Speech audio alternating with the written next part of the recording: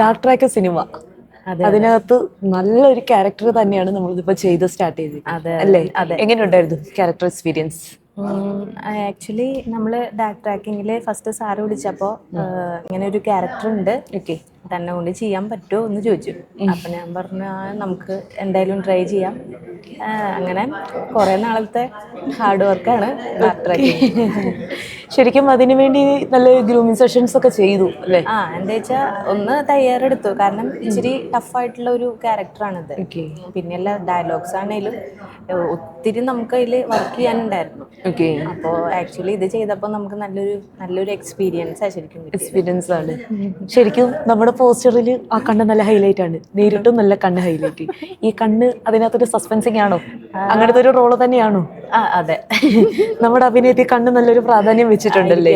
എന്താ വെച്ചാൽ കണ്ണിന്റെ എക്സ്പ്രഷൻസ് മെയിൻലി അതിൽ കാണിക്കുന്നുണ്ടെന്നാണ് സാർ പറയുന്നത്, എനിക്കറിയില്ല. ഓക്കെ, അപ്പോൾ നമുക്ക് ഫസ്റ്റിലേ തൊട്ട് നമ്മൾ മൂവിയിൽ ത്രൂ ഔട്ടുണ്ടോ? എങ്ങനെയായിരുന്നു നമുക്ക് അതിനകത്തേക്കുള്ള എൻട്രി? ആക്ച്വലി നമുക്ക് ഈ നമ്മുടെ ഹീറോന്റെ ജോഡിയായിട്ടാണ് വന്നേക്കുന്നത്. അതിൽ സെക്കൻഡ് ഹാഫ് തൊട്ട് ഫുള്ളും നമ്മൾ അവരുടെ സ്റ്റോറി പറയുന്നതിൽ ഫുള്ളും നമ്മൾ ഉണ്ട്. ലാസ്റ്റ് വരെ ഉണ്ട്. സോങ് സീനിലും ഉണ്ട്. എങ്ങനെ ഉണ്ടായിരുന്നു? അടിപൊളിയായിരുന്നു. സോങ് അറിയാനൊരു ക്യൂരിയോസിറ്റി ആണ്. റൊമാൻസ് ആണോ അത് കാണാലോ? രണ്ടും ഉണ്ട്. കാരണം റൊമാൻസ് എന്ന് പറഞ്ഞാൽ ഒത്തിരി ഇല്ല, എന്നാലും കുഴപ്പമില്ല. ഒരു സോങ് അങ്ങനെ ഉണ്ട്. അതുകൂടാണ്ട് നമ്മൾ ഗേൾസ് മാത്രമായിട്ട് ഒരു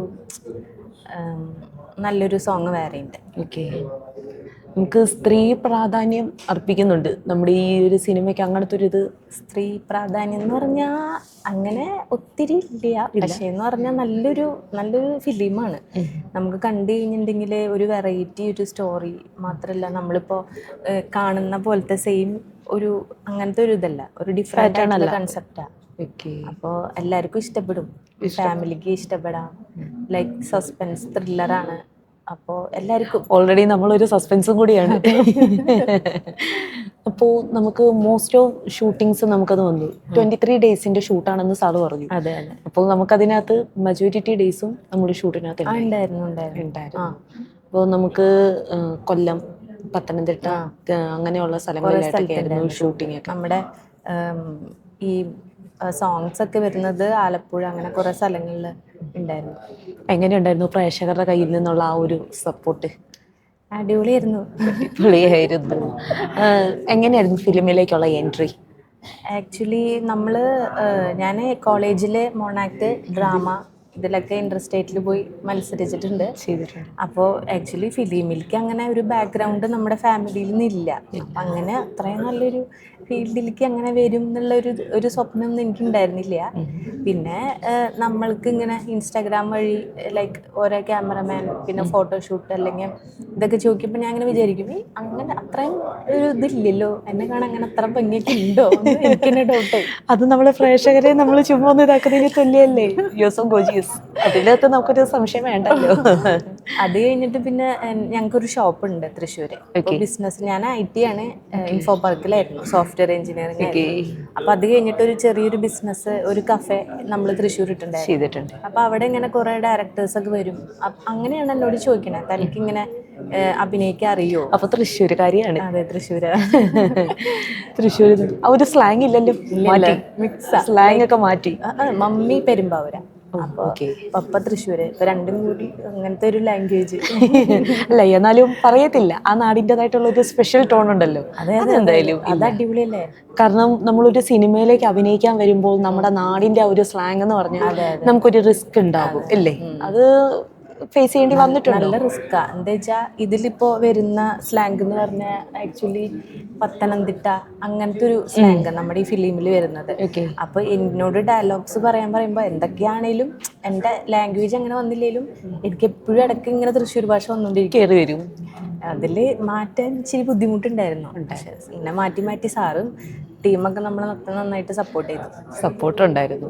ആ ലാംഗ്വേജിന്റെ ഇഷ്യൂസ് വന്നെങ്കിലും ഇഷ്യൂസാണ് മെയിനായിട്ട് സ്ലാങ് മാറ്റാൻ ഭയങ്കര ബുദ്ധിമുട്ടാണ്, അറിയാലോ. തീർച്ചയായിട്ടും ഒരു നീട്ടമാണ് നമുക്ക് ആ ഒരു ലാംഗ്വേജിലുള്ളത്. ഇനി അടുത്തൊരു തൃശ്ശൂരുകാരി വരുന്നുണ്ട്, നിര, മറ്റേ ചേച്ചി. ഓക്കെ, ഒരു തൃശ്ശൂര് ലാംഗ്വേജില് നന്നായിട്ടൊരു പൊരി പൊരിക്കാവോ? അടിപൊളിക്കാലോ നമുക്ക്. അങ്ങനത്തെ ഒരു ലാംഗ്വേജിൽ നിന്ന് കറക്റ്റ് ഒരു പത്തനംതിട്ട ലാംഗ്വേജ്. അതെ അതെ, നല്ലൊരു ജേർണി തന്നെയാണ്. എന്താ വെച്ചാൽ ഇപ്പം എൻ്റെ വീട്ടിലാണേലും പപ്പയൊക്കെ നല്ല അടിപൊളിയായിട്ട് തൃശ്ശൂർ, എൻ്റെ അനിയൻ ഒക്കെ നന്നായിട്ട് തൃശ്ശൂർ ഭാഷയാണ് അവരുടെ. പിന്നെ എൻ്റെയാണ് ഇച്ചിരി ഒരു വ്യത്യാസമുള്ളത്. അത് ആക്ച്വലി വ്യത്യാസമുള്ളത് നന്നായി എനിക്ക് മനസ്സിലായി, അല്ലെങ്കിൽ പിന്നെ എല്ലാ തട്ടിക്കും. ഓക്കെ, ആദ്യമായിട്ട് ഏത് ഫിലിം ആയിരുന്നു? ഞാനിപ്പോൾ ആദ്യം ചെയ്തത് ക്ലാ ക്ലാ ഗ്ലിഗ്ലി നസ്രിയെ തിരിഞ്ഞു നോക്കി. ഒരു വെറൈറ്റി പേരാണ്, നല്ലൊരു വെറൈറ്റി പേര്. ക്ലാ ക്ലാ ഗ്ലിഗ്ലി, സുരേഷ് തിരിഞ്ഞു നോക്കി എന്നുള്ളത് മാറി. അവർ ആക്ച്വലി ആ ഫിലിമിന്റെ പേരൊരു വെറൈറ്റി ആയിട്ടിട്ടതാ. അത് മെയ് 1 റിലീസ്. ആ പേര് തന്നെ ഒരു സസ്പെൻസ് ആണ്. ഇതിപ്പോ രണ്ടാമത്തെ പടം. ഇതിപ്പോ ഈ ലൈക്ക് ഇങ്ങനത്തെ ഓരോ പേരുകൾ ആൾക്കാർ നന്നായി ക്യാച്ച് ചെയ്യുന്നുണ്ട്. ആ വെറൈറ്റി കാരണം തോന്നുന്നു. വെറൈറ്റികൾ വേണമല്ലോ നമുക്ക്. വെറൈറ്റീസ് ഉണ്ടെങ്കിലേ ഉള്ളൂ പിടിച്ചു വെക്കാൻ പറ്റും. ശരിക്കും ഒരു നർത്തകിയുടെ അപ്പിയറൻസ് ഉണ്ട്. നർത്തിക.